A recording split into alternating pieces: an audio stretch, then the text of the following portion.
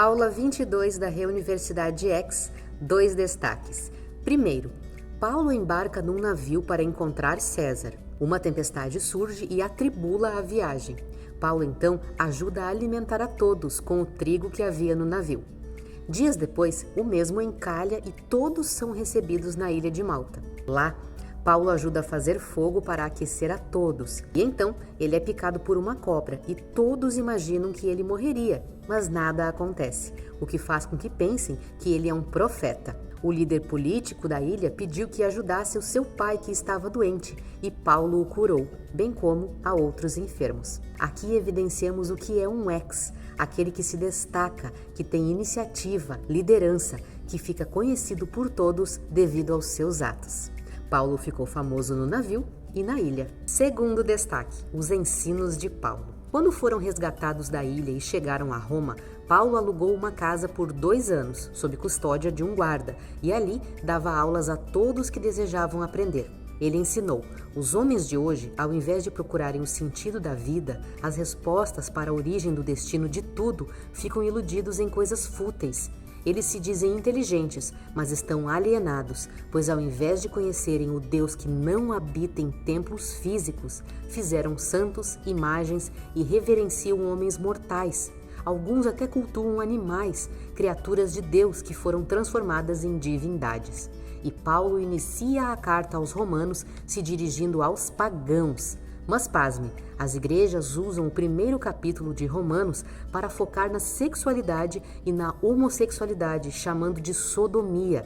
Porém, vejamos os originais claros desse contexto. Paulo falou: os templos pagãos de Roma e da Grécia praticam relações sexuais e orgias nos cultos a divindades que são apenas humanas. E afirmou ainda: trocaram a verdade do Deus invisível pela mentira das divindades carnais.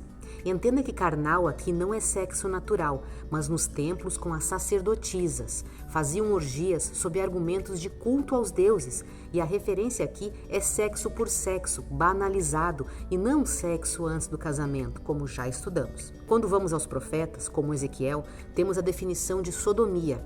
Eram cheios de ego e nunca ajudavam os que precisavam.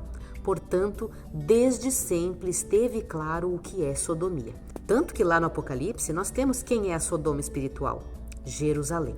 Mas agora veja que Paulo trará contraposição. Para empatar, equilibrar, ele se dirige a seguir aos liberais, dizendo: como consequência de não buscarem a verdade, alguns se tornaram injustos, egoístas, gananciosos, depravados, invejosos, cheios de rivalidade, competição financeira, de enganos, reacionários, revoltados com a ordem natural das coisas, infiéis, buscando novas formas de amor, de famílias, querendo fugir de como as coisas sempre foram e naturalmente devem ser.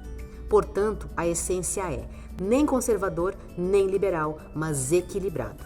E Paulo continuou: saibam que haverá ira e indignação para os que são egoístas, e o julgamento de Deus será primeiro aos judeus, conservadores, depois aos pagãos, pois nele não há parcialidade ou privilégio. Ora, se a salvação chegou primeiro a eles, a rigidez também chegaria. E ele prossegue ensinando: aquele que nunca teve Bíblia será julgado segundo sua consciência, que é a sua Bíblia. E aquele que tem Bíblia será julgado pela Bíblia que diz obedecer. Afinal, a consciência de todos grita quando acerta e também quando erra. E Paulo prosseguiu: se vocês conseguissem obedecer toda a Bíblia, seriam salvos, mas se não seguem tudo que está escrito, então já se tornaram culpados pela própria Bíblia.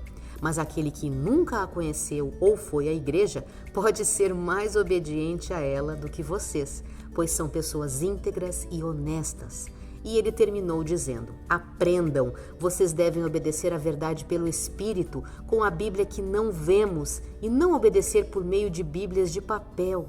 Veja que Romanos 1 é escrita aos liberais e Romanos 2 aos conservadores, mas em nenhum momento Paulo diz: vocês, pagãos, devem obedecer à Bíblia dos judeus. Mas aos conservadores ele diz: vocês, judeus, precisam conhecer a Bíblia dos pagãos, que não é física, mas consciencial.